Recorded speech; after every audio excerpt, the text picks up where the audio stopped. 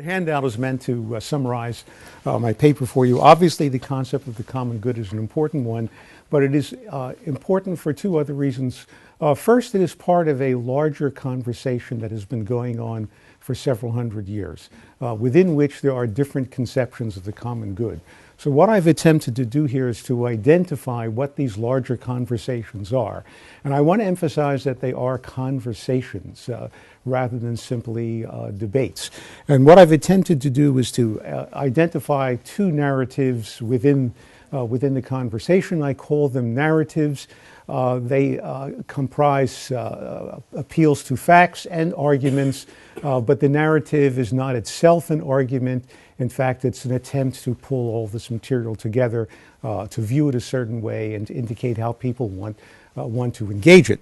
And it is a conversation in the sense that while I identify Locke and Rousseau as the origin of this conversation, the later participants do actually address the earlier participants. So it is easy to see, for example, Hume and Smith most directly responding to Rousseau, and Marx responding to Locke and Smith, etc. So there really is an ongoing conversation.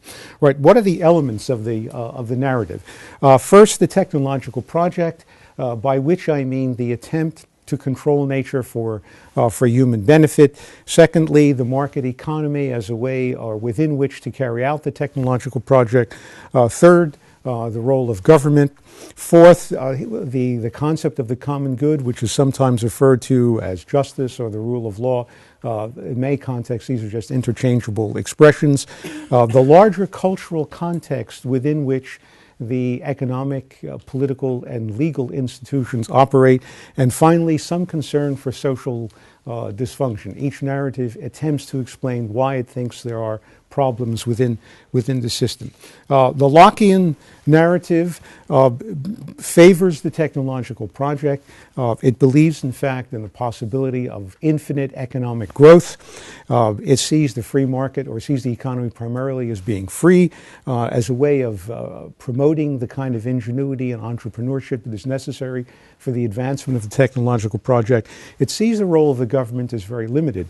And here I stress that, for example, in the works of someone like James Madison, the author of the 10th Federalist Paper, politics is to be modeled after markets, not the other way around. And yesterday we heard several speakers who had a larger political view and then attempt to apply the political view to the market economy. If you read Madison, it is very clear that competition within the market becomes the model for competition within politics. The concept of democracy is understood negatively as a way of blocking any particular interest.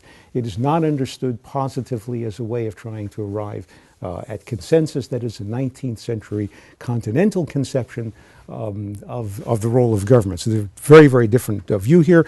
There's also the importance of the rule of law, especially within the Anglo-American legal context. Here's where the common good comes in, and I'm going to refer to a distinction made by Michael Oakeshott between a civil association and an enterprise association. An enterprise association has a collective goal, and the individuals within the enterprise association must subordinate their own interests to the interests of the collective. In the case of a civil association, there is no collective goal. The association exists simply to advance the interests of its members. Hopefully a very quick and non-controversial example. If you are part of a football team, that would be a collective association. You must subordinate your own desire for fame to the team winning, etc. An example of a civil association would be a chess club. It does not have a purpose of its own. It exists merely to permit people to play chess or to socialize, etc.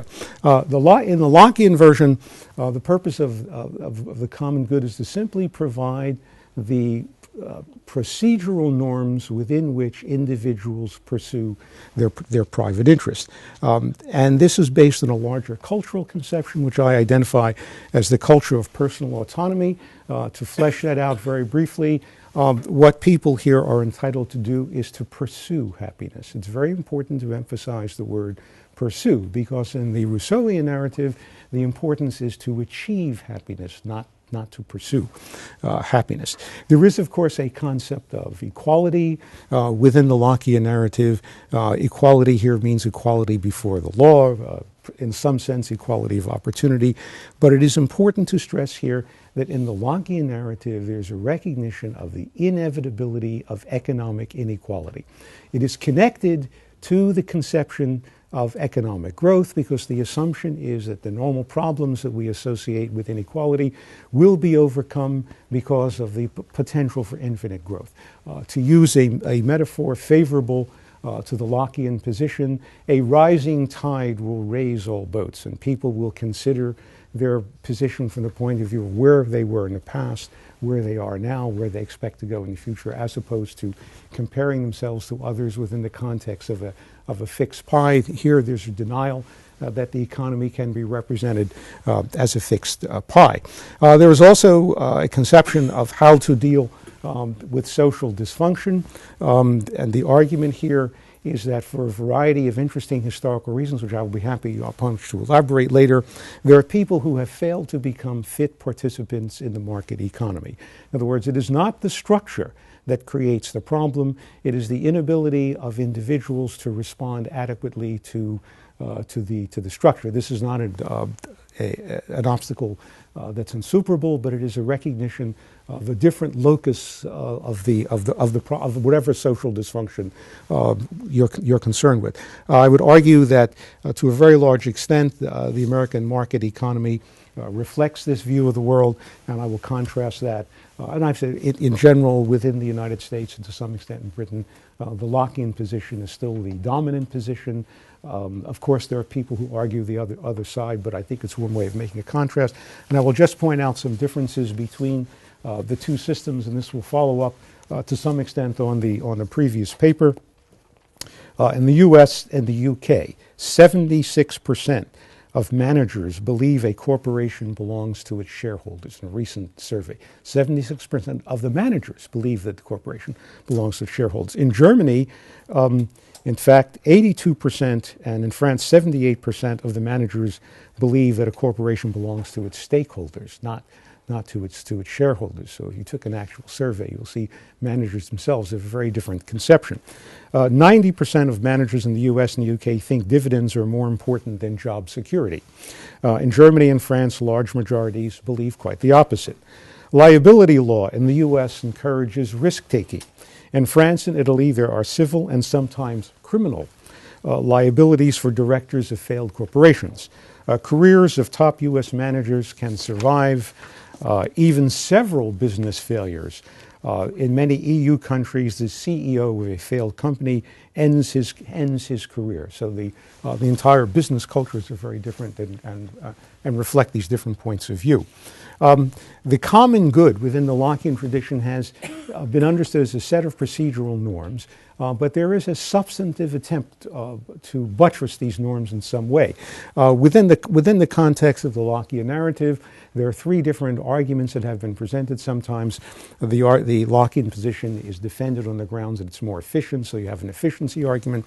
Sometimes the argument is that it creates greater freedom, so this would be the difference between, say, Mill, who would emphasize, and Tocqueville would emphasize the importance of freedom as opposed to efficiency. But I would also argue in the American context that there is still a very strong religious framework within which business activity takes place. One of the things that I'm always amused to note is that as intellectuals we tend to be very secular. There's very little attempt to study the importance of religion as a determining factor in how people carry out their activities, either because we think that or there's a tendency of a lot of intellectuals to think that religion is silly, should not be taken seriously, and that's why I was pleasantly surprised to discover that there's at least one other paper being presented later today which thinks that that's an important dimension. Let me turn now to the Rousseauian narrative. Rousseau himself was opposed to the technological project. The important innovation in the 19th century on the part of socialists in general and Marx in particular is actually to embrace the technological project. So that is one significant change. Rousseauians can be identified by the use of the term sustainability. No Lockean would ever use the term sustainability. That is, of course, so in a sense, even the metaphors that we use give away the kind of position to which we adhere. There's a very strong emphasis on government control or regulation of the economy. With regard to government, here I'd point out an important problem. It's very clear in Rousseau that Rousseau believes in some kind of collective good, namely the general will. Rousseau was also very careful not to confuse the general will with the majority will. What I see at this conference is a number of people, not specifically singling you out, who think that the majority will is sufficient to determine the common good within the democratic context. Rousseau himself was very careful to say it's not quite the same. So you would have in the Rousseauian narrative an enterprise association of the common good. So it is not surprising that this would be the topic of a conference being held in the EU as opposed to a conference being held in the United States. So there's always some concern about what the larger enterprise is, what the collective good is. One of the criticisms that Lockeans would make of Rousseauians would be that it's never specified. It seems to be the place where all unrealized aspirations of individuals go. So whatever your unrealized aspiration is, it somehow ends up in the common good, and you never think about whether all these different conceptions of the common good are compatible with each other. I think it's best represented in the European market economy and certainly amongst European thinkers. And the common good then would be a set of procedural norms largely determined by some kind of democratic political process, but it remains unclear what it is. I should also specify here that while there's a great deal of talk about equality within the Rousseau narrative, in Marx and later thinkers, it's also very clear that they do not believe literally in equality. There will be an inequality of function. The people who run the system, etc., will have obviously greater status than the people who simply work within the system, even though the monetary rewards might not be very different. And it is assumed within the Rousseauian narrative that the difference in the inequality of status that comes with this organization is not going to create a problem. And as I would facetiously put it, so the role of intellectuals is secure. And I define an intellectual as somebody who overrates the importance of communication skills. So I assume that takes in all of us who are in this room. I point out that there's an evolution within the Lockean narrative itself, and also an evolution of the Rousseau equality narrative. And I'll just make one final comment before I get into some other details. Rawls is, because I have taken a vow of silence never to use the R word, but since you're not familiar with me, I have to make an exception in this case. Rawls is nothing but warmed over Rousseau. If you enter Rousseau's society, you enter naked, you give up everything. Okay, that's the same thing as entering behind the veil of ignorance. I prefer Rousseau because he's a much more interesting and engaging reader. And as far as I know, I've never found a single person who would honestly admit to me that they had read every single page of a theory of justice. Okay, that's the argument. There are many, many other details I have thrown in. I think, however, I've probably provoked your comments and questions at this point, so I will stop. Unless you're so appalled or so overwhelmed or convinced, I will just get into the further details of the paper.